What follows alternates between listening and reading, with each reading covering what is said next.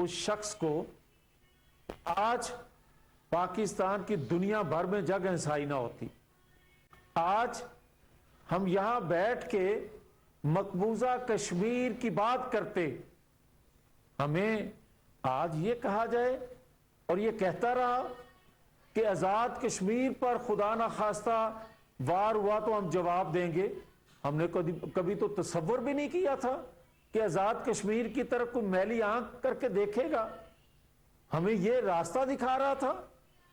اور جب یہ امریکہ سے واپس آیا ٹرمپ سے مل کے, تو اس نے کہا, اور جس طرح اس کا استقبال ہوا, اس نے کہا کہ جناب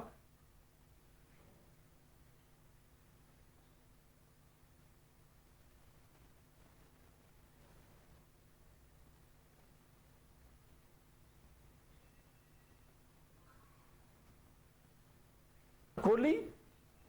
منصف بنانے والے نے سوائے اس کے کہ 1 گھنٹے کی یا آدھے منٹ کی خاموشی کے علاوہ کیا کیا؟ ہم 70 سال کیا کرتے رہے مقبوضہ کشمیر کے لیے؟ ہمیں تو یہ کہہ دیا گیا کہ آزاد کشمیر بھی خدا نہ خواستہ حملہ ہوگا تو ہم یاد رکھیں, جب پاکستان اندرونی طور پر مضبوط ہوگا آزاد کشمیر مضبوط ہوگا. آزاد کشمیر مضبوط ہوگا تو ہم مقبوضہ کشمیر کے مظلوموں کی آواز بن سکتے ہیں, ان کا کیس دنیا میں لڑ سکتے ہیں. جب پاکستان ایٹمی قوت بنا تھا تو مقبوضہ کشمیر کے لوگوں نے صرف خوشی نہیں منائی تھی, دنیا بھر کے مظلوموں نے, اور خاص طور پہ کلمہ گو جو تھے, انہوں نے مٹھائیاں بانٹی تھی کہ پاکستان مضبوط ہوا ہے, دنیا بھر میں ہم مظلوموں کی آواز بنے گا. اور وہ پاکستان آج اس کو کہا جائے کہ مالیاتی ادارے ڈکٹیٹ کریں, اسے مالیاتی ادارے سیاست کریں. ایک اربوں روپے کی کرپشن پہ پنجاب کے ایک سابق وزیر اعلیٰ کو گرفتار کیا گیا, اس کو عدالت میں پیش کیا. عدالت کے سامنے اس ڈپارٹمنٹ نے, اس اینٹی کرپشن ادارے نے ریمانڈ کی ریکویسٹ کی. میکسیمم یہ ہوتا ہے کہ آپ ریمانڈ نہیں دیتے, آپ جوڈیشل کرتے ہیں. انہوں نے اس کو بری کر دیا. ایسی مثالیں پاکستان کے کسی اور شخص کے لیے ہیں؟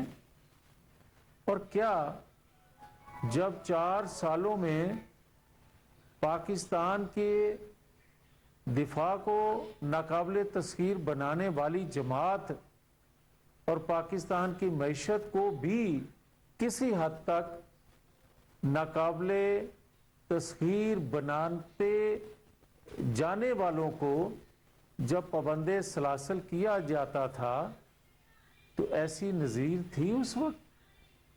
جواب میں آئے گا کبھی نہیں. اور جب 2017 کے کردار آج سارے ننگے ہو رہے ہیں, کسی نے آج خود نوٹس لیا کہ 2017 میں جو کچھ کیا گیا تھا وہ غلط تھا, اور کیا 9-10 مئی کو پھر جو کچھ ہوا, اگر 2014 میں جب پی ٹی وی پر, جب پارلیمنٹ پر, جب پرائم منسٹر ہاؤس پر حملہ آور کیا گیا تھا, جب پولیس وینیں سے ملزموں کو چھڑوایا جاتا تھا, جب اس وقت کے آئی جی, جب اس وقت کے دیگر اداروں کو نام لے کر دھمکیاں دی جاتی تھیں, حملے کیے جاتے تھے, اس وقت ان کے ہاتھ روک لیے جاتے, تو مدینہ منورہ میں پھر جو ہلڑ بازی کی گئی, جو کچھ وہاں بے حرمتی کی گئی, وہ نہ ہوتا. اور اگر مدینہ منورہ میں ہونے والے, کرنے والے کرداروں کو اور اس کے سہولت کاروں کو گرفتار کر لیا جاتا, تو کبھی بھی لاہور میں کور کمانڈر کے گھر پر حملہ نہ ہوتا, نہ جی ایچ کے اوپر حملہ ہوتا. وہ جو سازشیں عالمی اور پاکستان کے اندر سے سہولت کاری جو ہوتی تھی, उसका खात्मा इंशाअल्लाह ताला ये 3 चीफ इकट्ठे हो जाएं तो आने वाले दिनों में पाकिस्तान 2024 और 2025 में 2017 का पाकिस्तान बन सकता है, तरक्की कर सकता है।